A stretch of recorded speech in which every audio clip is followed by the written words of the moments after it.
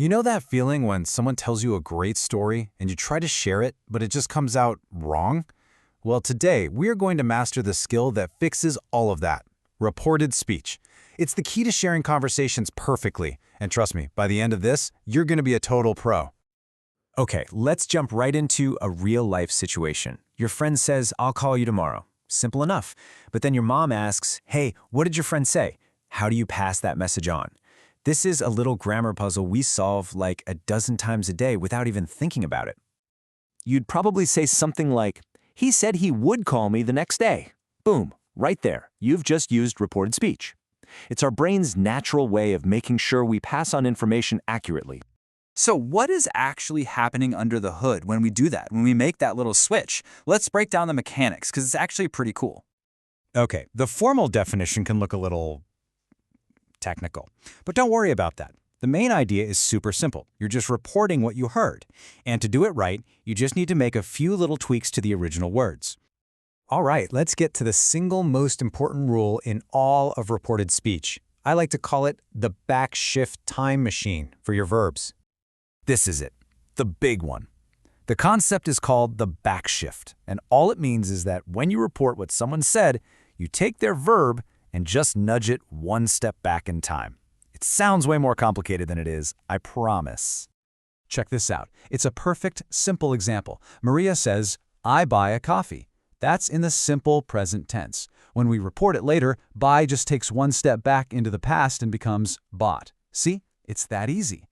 And here's the best part. This pattern works for pretty much every tense.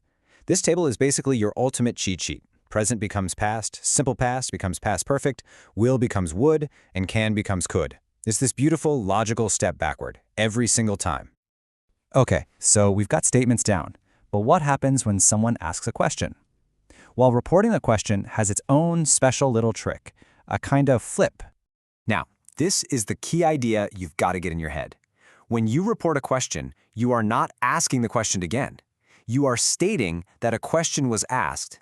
So you have to turn it from a question into a statement. So for any yes or no questions, it's a simple two-step process. First, you start with if or whether. Then, and this is the crucial part, you use normal statement word order. So the question, "Are you busy?" gets flipped into the statement, "If I was busy." See the word order change? And the rule is almost exactly the same for those WH questions. What, where, when, why.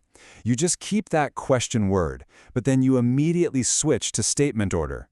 Where do you live becomes a report about where I lived. You're always reporting, not re-asking. So, here are two huge things to remember. Since we're making statements now, those little helper words, do, does, did, they just vanish. They're not needed anymore.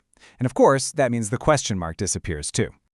All right, we're on to the final piece of the puzzle. It's not just the verbs that need to time travel. Words about time and place have to make the journey with them.